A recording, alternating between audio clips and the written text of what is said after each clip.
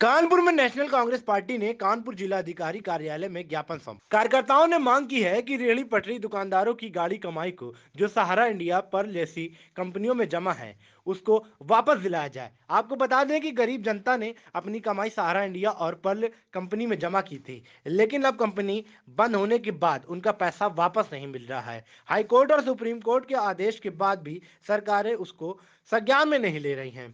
उसके विरोध में कांग्रेस पार्टी प्रदेश सरकारों का ध्यान आकर्षित करने का काम कर रही है। उनका कहना था कि सबसे ज्यादा उत्तर प्रदेश के लोगों ने पैसा जमा किया है, इसलिए सरकार से मांग की है कि उनका पैसा जल्द से जल्द वापस दिलाया जाए। ये आज का प्रदर्शन हम उत्तर प्रदेश ही नहीं वरन पूरे देश में जो रेहड़ी खोंचे वाले मजदूर, हमारे गरीब तबके के लोग अपनी गाड़ी कमाई से बचाकर कुछ सरकार के संरक्षण में पल्ले वाली कंपनियां, जिसमें पहले कभी जेवीजी और आज भी सहारा इंडिया और पल्स, जिसमें कई हजार करोड़, अभी जो सूचनाओं के आधार पर करीब 28-30 हजार करोड़ रुपए केवल सहारा के पास है।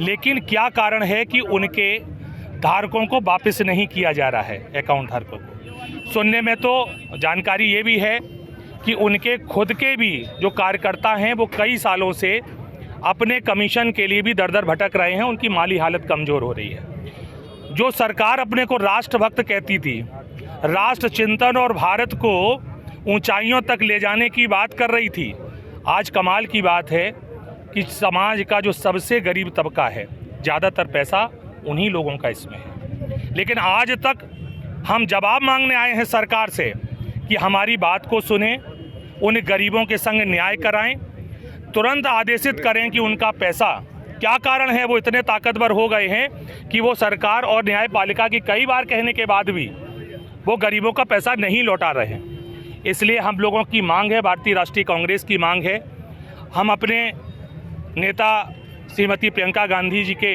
आशीर्वाद से और अजय कुमार लल्लू जी के नेतृत्व में इस लड़ाई को अंजाम पहुंचाने तक हम लोग ये संघर्ष करेंगे। सरकार से भी यह मांग करते हैं कि सरकार, विगत की सरकार में मानता हूं कि सहारा की पार्टनर हुआ करती थी, वो क्या बोलेंगे इसमें, और अगर वो नहीं है, ये सवाल भी उठा रहा हूं आप लोगों के सामने, तो हमारा साथ दें, गरीब जनता का साथ दें। राजनीति बहुत हो गया हिंदू मुस्लिम, जनता से जुड़ी समस्याओं को संज्ञान में लें।